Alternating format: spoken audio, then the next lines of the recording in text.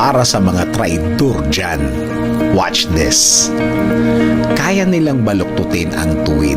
Kaya nilang gawing pula ang puti. Kaya nilang gawin ang short story na maging full-length movie.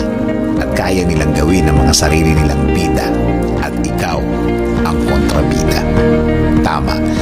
Yan ang katangian nilang yaman nila na hindi naman nila ikinayayaman.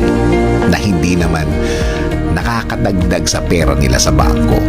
Na hindi naman nakakataas ng tingin sa kanila bilang mga tao.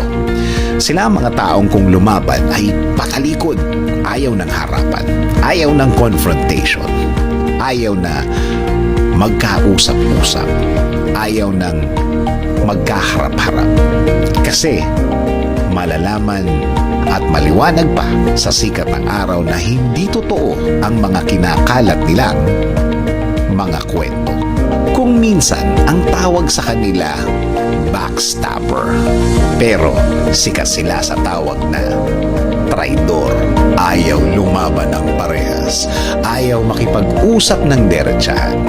Ayaw magkalat ng totoo. Mag-ingat sa kanila. Mag-ingat sa pakikisama nila.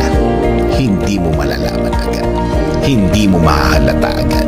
Hanggang makarating na lang sa'yo na iba-iba na ang mga kwento. Kaya, huli na rin. Marami ang nagtatanong sa akin kung paano ba i-deal ang mga taong ganito. Kung ano ang dapat na sinasabi sa kanila. Kung paano sila dapat pakisamahan. Ang payo ko, kung i-deal mo sila, kung balak mo silang kausapin at harapin, mukhang maraming ganyang eksena ang mangyayari. Kasi, huwag mong isipin na last na yung pag-uusap nyo.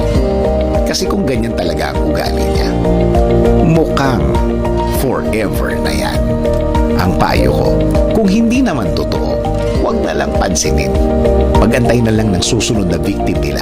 Kasi pagsasawaan naman ng kinukwentuhan niya kung ikaw ng ikaw ang topic nila. Tama, mapapagod din yan. Magsasawa din yan. Traidor nga eh. Baka pag hinarap mo, baka madagdagan lang ang kwento tungkol sa'yo na hindi naman totoo. Talent nila yan. Magaling sila dyan. Tulad ng sinabi ko, andyan lang sila. Kaya mag-ingat. Ang iba, nagpapanggap lang na kunwari kaibigan mo. Yung iba nagpapanggap lang kunwari concern. Kaya mag-ingat. Bawat samahan, barkadahan, o kaya mga kaibigan, meron yan. Ano ang dapat gawin sa kanila? Isa lang, ipagdasal ang mga yan. Sabi nga sa Romans 1:30, slanderers, haters of God, insolent, haughty, boastful, inventors of evil, disobedient to parents.